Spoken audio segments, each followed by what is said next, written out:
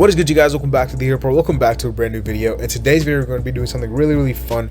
We're going to be reacting to the preseason game, the first preseason game between the Heat and the Hawks. It was a very fun game to react to, fun game to watch, I must say. And if you guys follow me on Twitter, you guys probably saw my thoughts on this game already. I was tweeting out, during the game what I was thinking about some of the players, some of the things going on with the team, and why I think this team is very different from last year, and why I think we're going to be really fun to watch, and also most importantly really good this season. So stay with me, guys. Make sure you guys tune into this whole episode or whole video. Yeah, if you guys have Twitter, follow me on Twitter. Link is going to be in the pinned comment as well as the description. But yeah, let's get right into it. So obviously the Heat basically blew out the Hawks in the preseason game, 99-125, wire-to-wire win. It was a very comprehensive win for the Miami Heat. Really in the second quarter is when they kind of gained control of this game, and from there they just did not look back. And it was a great debut for Kyle Lowry, great showing from him, and I'm going to get to him in a second, but I do want to shout out the Heat in general, because just this team, my general thoughts on this game was just that, the number one thing I want to shout out is the tempo and the pace, because it is very different from last year. I know it's only preseason, but you can see the difference that Kyle Lowry makes to this team, and not just him. I just think there's a more willingness to share the ball, more willingness to get out in transition. Bam even talked about how him playing in the Olympics is making him push the pace and the tempo faster, because that's how they played in the Olympics. And I tweeted out like 74 points in the first half. I don't think we've ever scored 74 points in a half last season. I don't think we ever did that. So the fact that we scored 74 points in a half, I'm not saying that we're going to do that every night, but it should just tell you about the pace this year. Like, it's going to be incredible. And this was all without Jimmy Butler. Like, imagine if we had Jimmy Butler, added to this offensive firepower that we have right now. Like, it's going to be incredible. So I do want to shout out a lot of players, though. So we're going to get to each player that I'm going to shout out. I'll go through each player personally from what I saw from them, and just give my thoughts, starting with the starting lineup. Kyle Lowry, obviously, like I said, had a really good debut in my opinion. Did not score the ball, a lot, just 5 points in 15 minutes, but the playmaking was what I really loved for him. He had a team high 7 assists, tied with Gabe Vincent, who also impressed me. Defensively, he was. I thought he played Trae Young pretty well. Trae Young did not really get off to what we're used to seeing Trae Young do. Obviously, he got injured midway through the second quarter. So prayers up to him. Hopefully it's not anything serious, because Trae Young is one of my favorite players. But I thought Kyle Lowry had, he played that matchup beautifully. The playmaking is just impeccable, man. I have not seen a guy look for his teammates this much since, I don't even know. Like, I wasn't around to watch Tim Hardaway because I wasn't born. So I don't know what Tim Hardaway was like, but from everything that people are saying, Tim Hardaway, was a guy who would look for his teammates. Even Spo said that in the post-game interview. Like, he reminds me of Tim. And since Tim Hardaway, I don't think we've had a point guard who's been he's focused on looking for his teammates. As soon as he has the ball, his head is up and he's looking for a pass. And like, I think that specifically for Bam, because the Bam and Kyle connection is already off to a great start, it's going to be a huge boost for him, because I think Bam is going to have an amazing season. And this is what I said about Kyle Lowry when we got him. Like, the scoring is good. He's definitely a 3-level scorer who can hit big time shots, but the playmaking is why I think this is an amazing acquisition for us. Not only does he provide defense and scoring, but the playmaking is just impeccable, because he sets up his teammates in a way that a lot of people cannot, a lot of people could dream of. So I think he had a good preseason game, and I think he's just going to get better for this team, man. I think his impact was felt. If you guys watched that game, his impact was definitely felt. And this is no disrespect to Goran or K-Nun, because I tweeted this, but Kyle Lowry just makes our team just tick at a different level. And I think this is going to be a really fun team to watch for sure. Duncan Robinson, really good shooting night. He just did what we expected Duncan to do. His defense has gotten a lot better, though. Duncan Robinson's defense has definitely gotten better. So shout out to him. That's the one thing I noticed from him. The shooting is always going to be there, but the defense is very promising, because if he can play defense like he played last night for an 82-game season plus the playoffs, he's kind of like the only guy in the starting lineup that teams are going to go at. So if he can hold his own it's going to be a huge plus for us. Tyler Herro, I said, man, Tyler Herro is going to have a big breakout season. I think he's the X factor, one of the X factors. Oladipo is a good one, but I think for the full season, since Oladipo's he's not going to play until January or whatever, Tyler is going to be the X factor, because if he is doing what he did last night on a consistent basis, I'm not saying he has to average 26, because I don't think he will, but man, if he can get to being 18 to 20 and even higher than that point score, because that second unit is his, bro. That second unit is his. He does not have to do anything but score the ball, because off the second unit we have everything but a guy who's a bucket, and Tyler Herro is that guy. So Tyler Herro is going to be a big player for us, because all he has to do is just go out and score the ball, and that's his job, and we've just simplified his role to a T here, because last year he was starting, coming off the bench, playing point guard, doing all this stuff. Like, he has a very simplified role: be the main ball handler, be the main scorer off the bench, and just get buckets. And that's all he has to do. Just go wild, bro. Go crazy, because it's going to be a big year for him. I think he can win Sixth Man of the Year. That's my pick for Sixth Man of the Year, Tyler Herro, because I think that he's going to have an amazing season off the bench for us. And he just showcased his offensive repertoire even more. Like, the floater game was on point, the mid-range game was on point, the in-between game was on point, the three-point game was on point. And he even had a couple of, one nice chase down block. The other one was a goaltend, but that showed, the athleticism with the added muscle, added strength he's put on. This is going to be a great year for him. I can already feel it. PJ Tucker, did not see much from him because he had a quad injury, or a groin injury.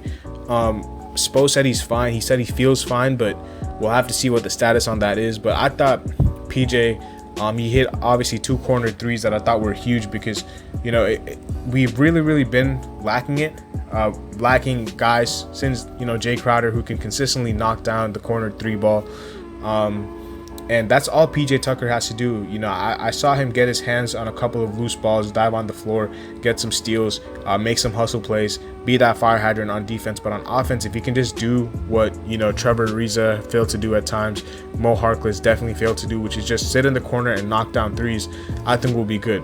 And he's already started off a lot better than Mo Harkless did in his preseason game, so last year. So I think PJ will be a big piece. I think he's very underrated.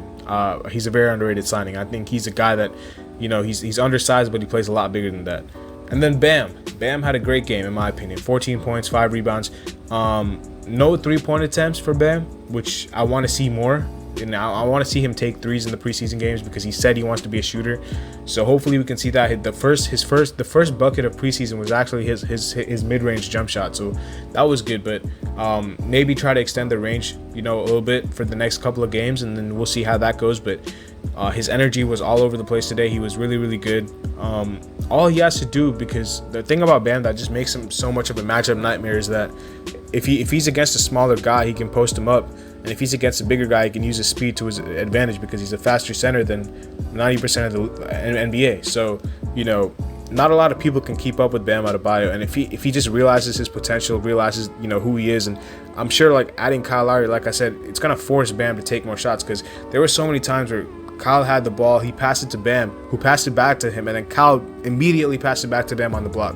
And as if to say, no, you're going to work here. So, that's just going to be a huge addition. Like, I'm just so enamored by Kyle Lowry's addition on this team and how he's going to impact Bam. I cannot stress that enough, because I think Bam is going to be the guy who's going to benefit the most from Kyle Lowry. And then the bench, the two-way guys from last year, Vincent and Strus. Really impressed by Strus. Not only did he show shooting, but also he showed his flashes of his driving ability, cutting, playmaking. He was really good, Max Strus, and I really thought that his defense was also pretty good as well. Same with Gabe Vincent. Playmaking for Gabe Vincent was on point. He had 7 assists as well, and he really handled the ball really nicely. Had 2 pull-up threes. So they had a pretty steady, solid game. Morris did not really get off to a great shooting start, a great shooting night, but I could already sense his energy, especially on the glass. He was boxing out a lot of people, fighting for loose balls and stuff. all he has to do is just knock down the 3 ball, and I think he will. He's always been a steady shooter. I think he'll get into his rhythm for sure. But the guy that impressed me the most off the bench was Caleb Martin, and I said it, man. This guy should not be a two-way player. I don't really know how he fell. I don't really know how no team picked him up, because I think he has a lot in his bag. He hustled, he played hard, he hit threes, he slashed, he got an and one.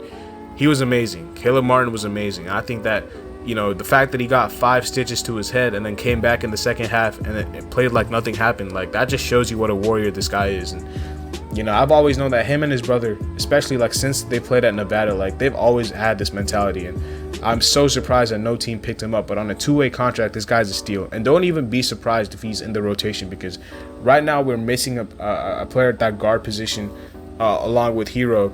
Strus might be at the wing position, but it's going to be probably between Vincent and Caleb Martin as to who's going to be that second guard in the backup, in the backup positions. KZ Okpala got some minutes as well. I just think that for KZ, his role just has to be simplified. Just be a 3-and-D player. He hit his first 2 shots were threes, and he hit both of them. So that was a really good sign, because it shows that his shot, he's been working on his shot. And then after that, he did that same drive that he does all the time, where he runs into a defender and gets a charge call or gets a turnover. Like, he has to stop doing that. I know he likes the ball in his hands, but just simplify your role and just become a 3-and-D player. And after that, you can start making plays for other people. But I think if KZ can just knock down threes, because he's already a good defender, I still think he can be a serviceable player for this team. Dedmon and Yurtsevin, the bigs off the bench, got some minutes as well. Yurtsevin on the glass, man, like, he was our leading rebounder, and he only played 14 minutes. He had 8 rebounds. He was a presence on the glass. A lot of loose balls were falling to Yurtsevin, and that's a skill to have. To attract rebounds, you got to go get them too. Sometimes rebounds will fall in your lap, but Yurtsevin made it an effort to get offensive rebounds. Dedmon set some great screens. Got to the free throw line. Also had some great, energy and hustle. Those two are. I'm excited about those two for sure. One is older, one is younger, but I think both of them can be really, really good backup bigs off the bench. Marcus Garrett got some minutes as well. So did Javonte Smart and Drew Smith, the undrafted players for this year. Impressed by Garrett. Really impressed by Marcus Garrett on the defensive end for sure. And as far as I think his shot has improved as well. He's not the best ball handler. He got ripped up a couple of times, but that's fine. He's still very young. And then Javonte Smart and Drew Smith only played a couple of minutes each. Didn't really do much. Probably scored a couple of points here and there. And yeah, that's basically the essence of this game, man. The Heat basically dominated from, the first tip. They shot 51% from 3, which if they can continue to do that, the reason we went to the finals, one of the biggest reasons we went to the finals was because we were second in 3-point percentage throughout the whole season behind the Jazz. And, last year that kind of fell off. So if we can get back to being one of the best 3-point shooting teams in the league, then that'll be a great boost for us for sure. Control the glass. We're not really the biggest team, but we have dogs. So if we can control the glass, the playmaking is always going to be there from this team. I'm not worried about that. And then taking care of the ball was a big, red flag last season. Like, we were not good at taking care of the ball. This year, hopefully we can, limit turnovers. Under 20 is good, but under 15 would be ideal. We had 18 against the Hawks. That's probably around the number that I'm expecting us to have. But as long as it's not, over 20 turnovers, then I don't think it'll be too much of a big deal, but I would like it to be under 15. And then, yeah, I mean, that's basically it. The biggest thing I took away from this game is how comfortable we looked without Jimmy, though. Because, like, last season, we were falling apart without Jimmy. We were the 13th seed without Jimmy. And when Jimmy came back, like, it was almost like we were a different team. So that just shows you the difference that Kyle Lowry makes for this team. And even, when he was not on the floor, we still had guys out there who were contributing. So great game, great first preseason game for sure. We have the Rockets on Thursday.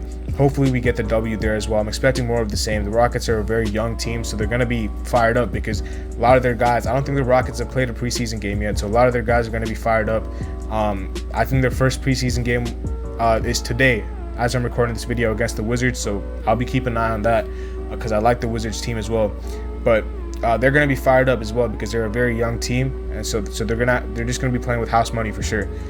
So that's going to be fun. And yeah, I think that's where probably we're going to wrap the video up. Hopefully you guys enjoyed it.